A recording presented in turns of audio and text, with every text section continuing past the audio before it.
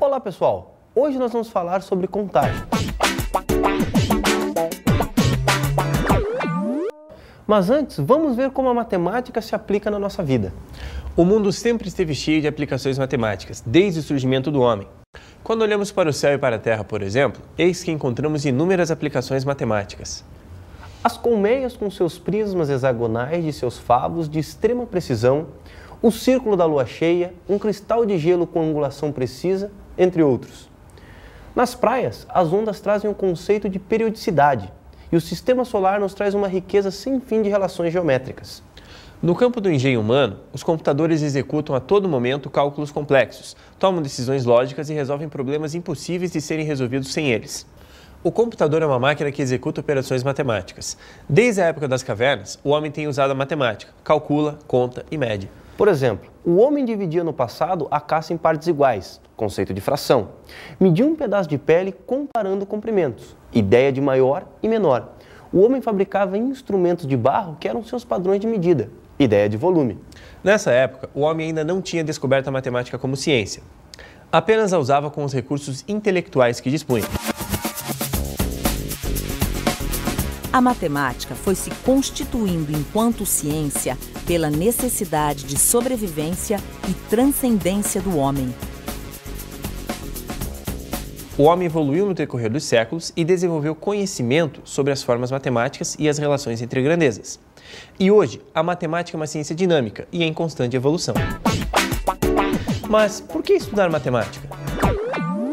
Estudar matemática traz vários benefícios. Vamos ver alguns.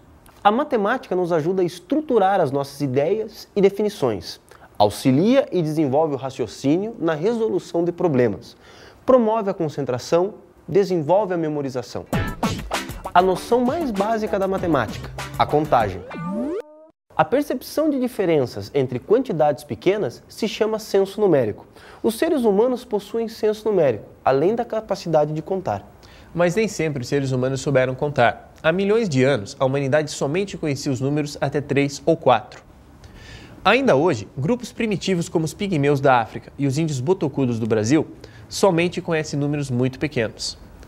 À medida que foi tendo a necessidade de contar quantidades maiores, o homem passou a agrupar marcos, pedras e outros objetos usados na contagem, da seguinte maneira. No primeiro grupo com 12 unidades, temos o seguinte: 5, 5, restando 2 unidades. No grupo de 7, temos 5 e 2 unidades. No grupo de 9, temos um grupo com 5 e um grupo com 4 unidades. O ábaco. Ao longo da história, muitos tipos diferentes de ábaco foram usados. Um dos mais simples é aquele em que a correspondência é feita usando contas furadas enfiadas em hastes fixas numa moldura. Mas quem vai mostrar como fazer os registros em ábaco é o nosso amigo que adora matemática, o Euclides. Vamos ver? Olá, pessoal! Eu não perco uma chance de participar das aulas de matemática.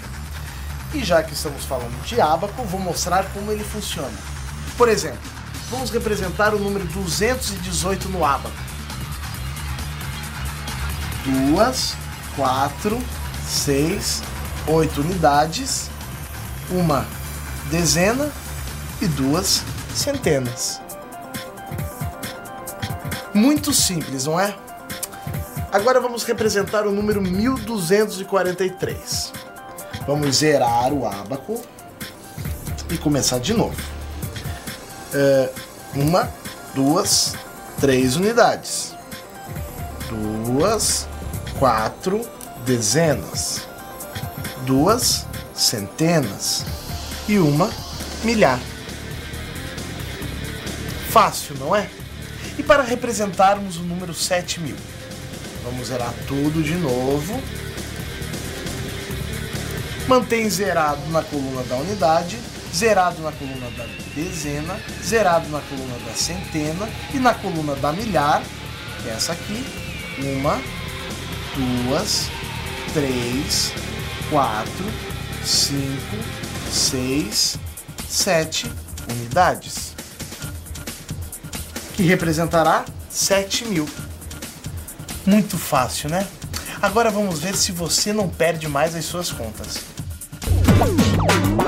Isso mesmo, Euclides. O ábaco facilita tanto o registro dos objetos quanto a leitura nas contagens.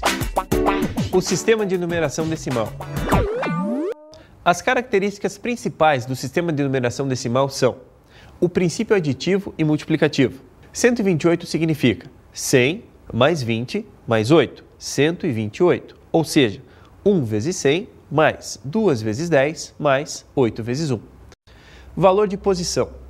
841 representa 841, ou seja, 8 centenas, 4 dezenas e 1 unidade. Isso corresponde à contagem de 10 em 10 no ábaco. Cada posição corresponde a uma coluna. O zero. Colunas vazias do ábaco são representadas pelo algarismo zero. Vamos estudar agora adição e subtração. E também estudaremos problemas envolvendo estas duas operações. Vamos começar pela adição. A ideia mais comum associada à adição é a de juntar, unir, reunir. Por exemplo, Zequinha tem uma família numerosa. Ele tem 3 primas e 8 primos. Quantos primos ele tem ao todo? Observe que o total de primos é 3 primas mais 8 primos igual a 11. Euclides, você pode mostrar outro exemplo para a gente? É claro que eu posso, professor. Eu adoro mostrar como a matemática é útil em todos os lugares. Quer ver? Eu tinha 6 camisetas e ontem foi o meu aniversário e eu ganhei mais 5 camisetas de presente. Isso significa que eu estou com... Quantas camisetas eu tenho, professor? Agora você tem muitas camisetas, Euclides. Conte comigo.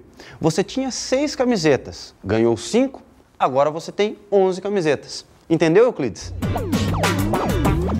Entendi sim, e eu tenho um outro exemplo, professor. Eu coleciono revistas em quadrinhos.